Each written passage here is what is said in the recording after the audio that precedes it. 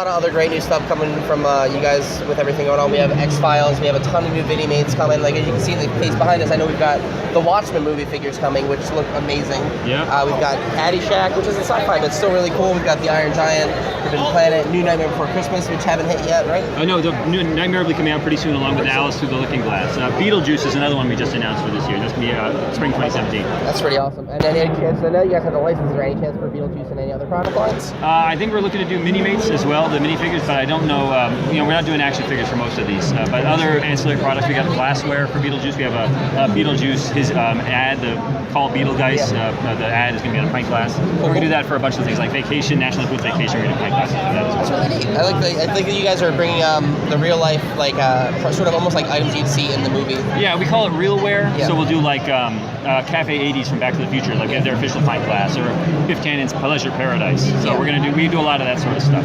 Which is really fun.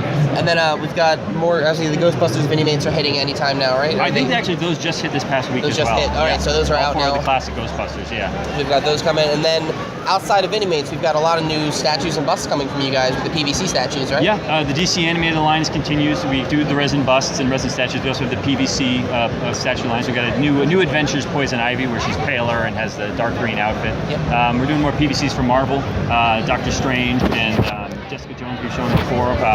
We've got a bunch of new ones in the works we're going to be showing off. Medusa is here. She's one of the ones we more recently showed off. Right?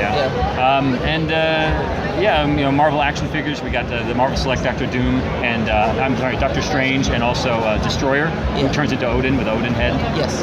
Those will be coming out later on this year. And let's see what else. The Batman Classic TV series. We just announced a new prop replica bank. We're doing the Shakespeare bust bank that has a slot inside and the head goes back. We're also going to do the Batmobile phone. Nice. It's a little red phone. It's got a little bat-shaped handle. It's not the one that was in his Batcave, but it's the one that actually you drove around in and talked to him. It's on the phone, so now you have someone to keep your change in your car now, really. Yeah. Really fun. I think what else we got. The new Aliens. I know we talked about it a few weeks ago. The Alien, the space jockey coming out.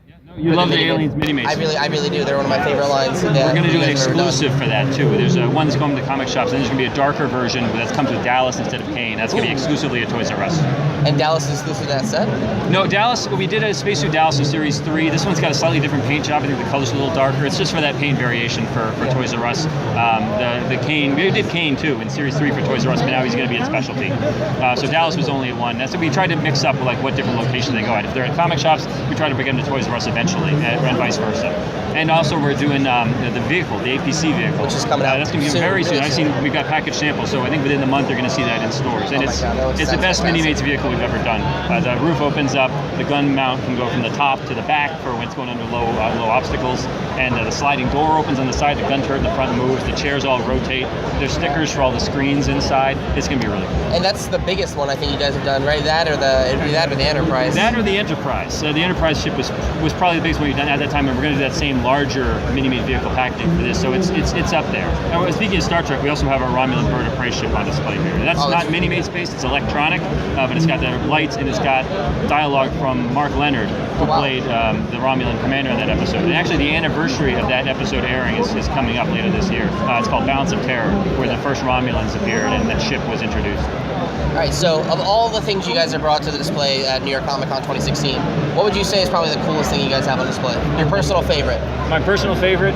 I'm very excited that we're the first people to do Caddyshack, which isn't really, sci-fi, but the Destroyer armor from Marvel Select is also very cool. And that APC for Aliens, I'm a really big fan of that. That's just, it's just, I love the Minimates. I know you love the Minimates. I love the vehicles for the Minimates, and it's just being able to put them into something is really great.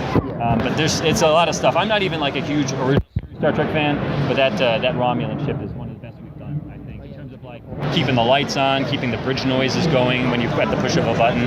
The dialogue is crisp. It's all just based on that episode. It's